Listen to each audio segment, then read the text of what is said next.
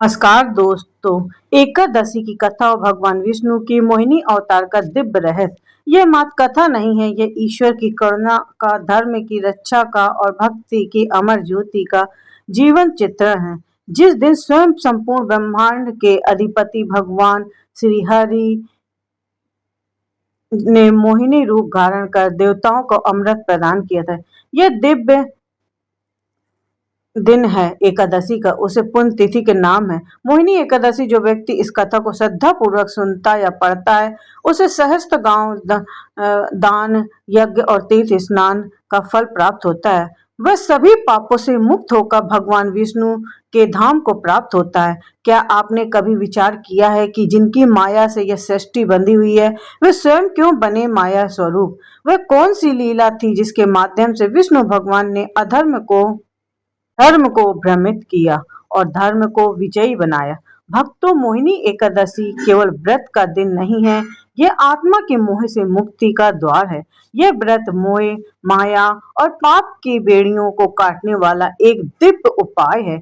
इसकी कथा सुनने मात्र से जन्मों के पाप नष्ट हो जाते हैं और प्रभु की कृपा सहज ही प्राप्त हो जाती है।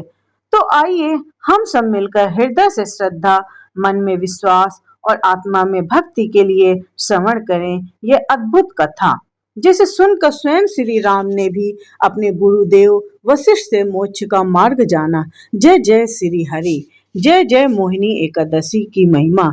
हिंदू पंचांग के अनुसार 7 मई 2025 को सुबह 10:19 पर एकादशी तिथि का प्रारंभ होगा। 8 मई 2025 को दोपहर 12:29 पर एकादशी तिथि समाप्त हुई। उदय तिथि में मोहिनी एकादशी व्रत 8 मई 2025 गुरुवार को रखा जाएगा। इस दिन भगवान विष्णु की मोहिनी स्वरूप मां लक्ष्मी की पूजा करने से मनवांछित फल की प्राप्ति होती है। मोहिनी एकादशी व्रत पारण का समय: मोहिनी एकादशी व्रत का पारण 9 मई 2025 को किया जाएगा। व्रत का पारण का शुभ मुहूर्त सुबह 5:34 से सुबह 8:16 तक रहेगा। मोहिनी एकादशी व्रत कथा बहुत बहुत प्राचीन समय की बात है। वैशाख मास में जब शीतल वायु मंद मंद बह रही थी, पुष्पों की सुगंध वातावरण को पवित्र कर रही थी, तब धर्मराज युधिष्ठिर ने भगवान श्री कृष्ण से अत्यंत विनम्रता से पूछा, हे वासुदेव, आप तो त्रिकाल यज्ञ हैं, समस्त जीवों के हितैषी हैं, कृपया मुझे यह बताइए कि वैशाख मास के शुक्ल पक्ष की एकादशी का क्या नाम है, उसकी कथा क्या है, उस व्रत के पालन से क्या फल प्राप्त होता है और उसकी विधि क्या है? कृपया कर विस्तार से कहिए, जिससे समस्त प्रजा लाभान्वित हो सके। भगवान श्री कृष्ण मुस्कुराए। उन्होंने अपने नेत्रों से में करुणा और वाणी में मधुरता भरते हुए कहा, हे धर्मराज, यह प्रश्न पूर्व काल में भगवान श्री राम ने भी अपने गुरुदेव महर्षि वशिष्ठ से पूछा था। आज मैं वही पावन व्रत कथा तुमसे कहता हूँ, जिसे सुनकर मनुष्य समस्त पापों से मुक्ति हो जाता है और उसे मोक्ष की प्राप्ति होती है। भगवान राम ने एक दिन वशिष्ठ मुनि से प्रश्न किया, हे मुनिवर, कृपा करके मुझे कोई ऐसी व्रत बताइए जो समस्त पापों का विनाश कर दे, मोह जाल को काट डाले और मेरे जीवन को शुद्ध बना दे। वशिष्ठ मुनि बोले, हे राम, वैशाख मास के शुक्ल पक्ष की जो एकादशी होती है, वह मोहिनी एकादशी के नाम से जानी जाती है। यह व्रत इतना प्रभावशाली है कि यदि कोई मनुष्य इसे श्रद्धा, भक्ति और नियम पूर्वक करता है, तो वह जीवन के समस्त पापों से मुक्त होकर श्री हरि विष्णु के लोक में प्राप्त होता है। अब मुनि वशिष्ठ उस कथा को कहते हैं जो प्राचीन काल में घटित हुई थी। एक समय की बात है, सरस्वती नदी के पवित्र तट पर भद्रावती नामक नाम का एक नगर था। वहां एक अत्यंत धर्मात्मा राजा राज्य करता था, जिसका नाम धृतिमान व चंद्रवंश में उत्पन्न हुआ था और अपनी न्यायप्रियता व धर्म पालन के लिए प्रसिद्ध था। उसी नगर में एक धनवान वैश्य रहता था, जिसका नाम था धनपाल। उसका हृदय अत्यंत ही पुण्यशील और करुणा से परिपूर्ण था। उसने अनेकों धर्मशालाएं, कुएं, बावड़ियां, मंदिर और गौशाला बनवाई थी। वह भूखे को अन्न, प्यासे को जल और दुखी को सांत्वना देता था। उसका जीवन भगवान विष्णु की भक्ति में समर्पित था।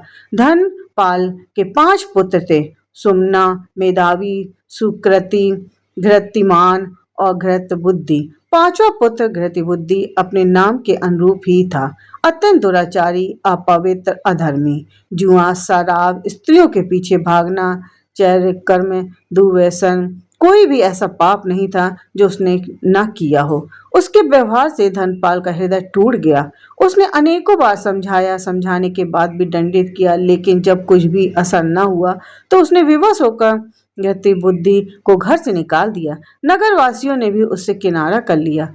उसका जीवन अंधकारमय हो गया, न अन्न, न वस्त्र, न छत। वह दर दर भटकता, कूड़ा कचरा खाता, गलियों में सोता और पश्चाताप की आग में जलता। एक दिन भाग्यवश वह महर्षि कौंडिन्य के आश्रम पहुंच गया। वह समय बैसाख मास का था और कौंडिन्य मुनि गंगा स्नान कर आश्रम लौट रहे थे। उनके शरीर से दिव्यता झलक रही थी। धृति बुद्धि ने उनके चरणों में गिरकर करुणा स्वर से कहा, हे तपोधन, कृपा कीजिए, मेरा जीवन पाप से भर गया है। मुझे ऐसा उपाय बताइए जिससे मेरा उद्धार हो जाए। कौंडिन्य मुनि ने करुणा से कहा, हे वत्स, तुमने जो पाप किए हैं उनके लिए पश्चाताप ही प्रथम उपाय है, और दूसरा उपाय है मोहिनी एकादशी का व्रत। इस दिन उपवास रखो, प्रभु का स्मरण करो, रात्रि में जागरण करो और अगले दिन ब्राह्मणों को दान दो। यह व्रत मेरु पर्वत जैसे पापों को नष्ट कर देता है। घृतबुद्धि ने मुनि के वचनों को आत्मसात किया और पूरे विधि पूर्वक मोहिनी एकादशी का व्रत किया। उसने दिन भर अन्न जल त्याग कर भी व्रत किया, रात्रि में भजन कीर्तन में भाग लिया और अगले दिन स्नान कर ब्राह्मणों को दान दक्षिणा देकर भोजन कराया। इस पुण्य व्रत के प्रभाव से उनका समस्त पाप घुल गया।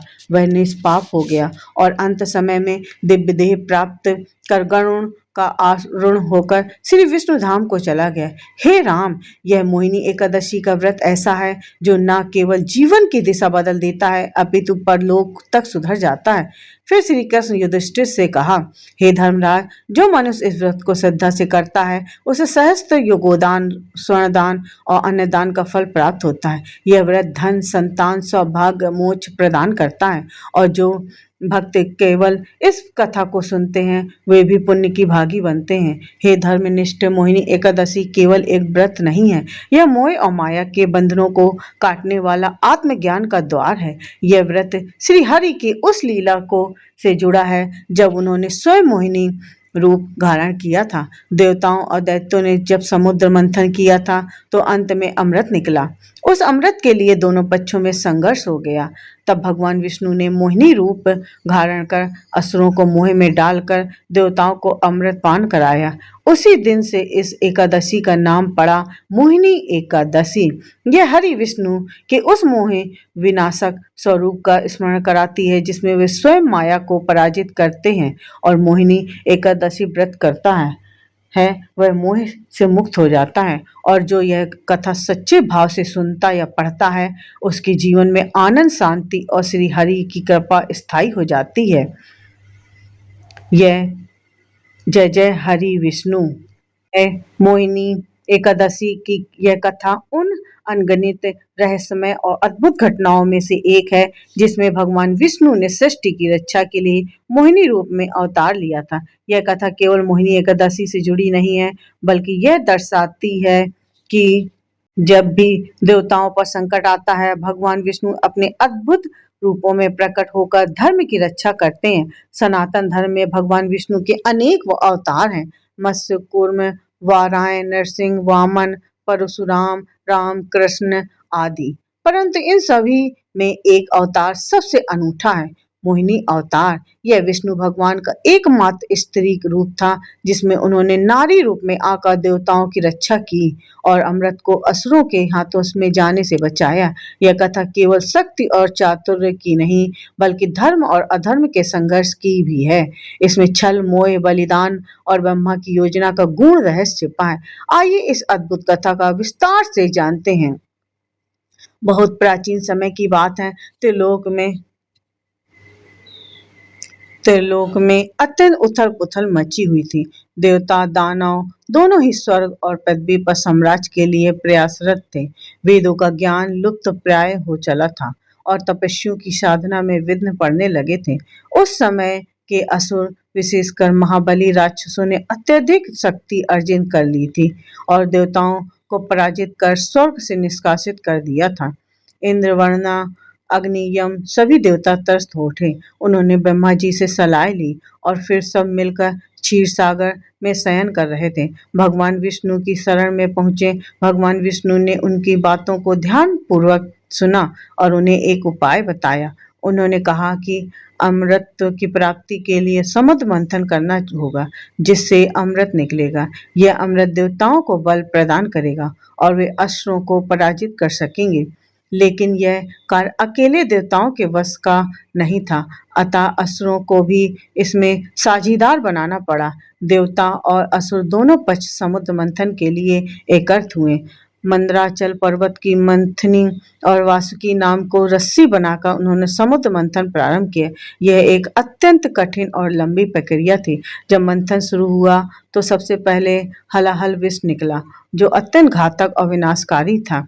कोई भी उसे ग्रहण करने को तैयार नहीं हुआ। जब समस्त देवता दानव भयभीत होकर पीछे हटने लगे, तब भगवान शिव ने संसार की रक्षा हेतु उस विष को अपने कंठ में धारण किया, तभी से नीलकंठ कहलाए। इसके पश्चात मंथन में एक एक करके रत्न निकलने लगे। ऐरावत हाथी, कामधेनु, कल्पवृक्ष, अप्सराएं, चंद्रमा और अंततः लक्ष्मी जी प्रकट हुई, जिसे भगवान विष्णु ने अपनी पत्नी के रूप में स्वीकार किया। मंथन का अंतिम और सबसे महत्वपूर्ण फल था अमृत कलश। यह जब भगवान धन्वंतरी अमृत कलश लेकर प्रकट हुई, तब देवता और असुर दोनों ही उसकी ओर लपके। असुर अमृत प्राप्त करने को लालायित थे और उनकी संख्या और शक्ति अधिक थी। देवता चिंतित हो उठे कि यदि असुर अमृत प्राप्त कर लेंगे तो उनका विनाश निश्चित है। इस संकट को दूर करने के लिए भगवान विष्णु ने एक दिव्य रूप धारण किया, मोहिनी स्वरूप। मोहिनी का सौंदर्य ऐसा था कि देखने वाला उसे देखता ही रह जाए। देवता और असुर दोनों ही उसकी ओर आकर्षित हो उठे, पर मोहिनी ने अपना मधुर मुस्कान और सौम्य वाणी से सबको शांति से बैठा दिया और कहा, मैं अमृत वितरण करूंगी, लेकिन मेरी एक शर्त है। मैं जिसे जैसा दूं वह वैसा ही स्वीकार करेगा। उसकी मधुरता और आकर्षण के वशीभूत होकर सभी असुर सहमत हो गए। मोहिनी ने चालाकी से सबसे पहले देवताओं को अमृत पिलाना शुरू किया। असुर भ्रमित होकर अपनी बारी की प्रतीक्षा करते रहे। तभी एक चालाक राक्षस स्वभाव स्वर भानु देवता का रूप धारण कर देवताओं के मध्य जा बैठा और अमृत पीने लगा। लेकिन जैसे ही अमृत कर्ण उसके कंठ में पहुंचा, सूर्य और चंद्रमा ने उसकी पहचान कर ली और भगवान विष्णु को सूचित किया। मोहिनी रूप में भगवान विष्णु ने तत्क्षण सुदर्शन चक्र चलाया और स्वर भानु का सिर उसके धड़ से अलग कर दिया, किंतु अमृत गले तक पहुंच चुका था, अतः उसका सिर और धड़ दोनों अमर हो गए। उसका सिर राहु और धड़ केतु कहलाया। तभी से राहु और केतु सूर्य और चंद्रमा से शत्रुता रखते हैं और काल काल पर उन्हें ग्रसते हैं, जिसे हम ग्रहण के रूप में जानते हैं। इस प्रकार देवताओं को अमृत प्राप्त हुआ और वे पुनः बलवान हो गए। उन्होंने असुरों को पराजित और स्वर्गलोक को पुनः प्राप्त किया। भगवान विष्णु की यह मोहिनी अवतार केवल एक स्त्री रूप नहीं था, यह सृष्टि की रक्षा के लिए रचा गया था। एक अद्भुत अलौकिक लीला थी। इस रूप में भगवान श्री ने यह सिद्ध किया कि नारी का सौंदर्य केवल मोहित करने वाला नहीं, बल्कि संकट से उबारने वाला भी हो सकता है। यह मोहिनी अवतार न केवल पौराणिक दृष्टि से बल्कि आध्यात्मिक रूप से भी बहुत ही चमत्कारिक है। सुनने मात्र से ही आपके सारे कष्ट मुक्त हो जाएंगे और स्वर्ग के द्वार खुल जाएंगे, मोक्ष की प्राप्ति होगी। इसलिए अपने दोस्तों को भी शेयर करें और अपने फ्रेंड्स को और लाइक शेयर सब्सक्राइब जरूर करें हमारे भोलेनाथ चैनल को।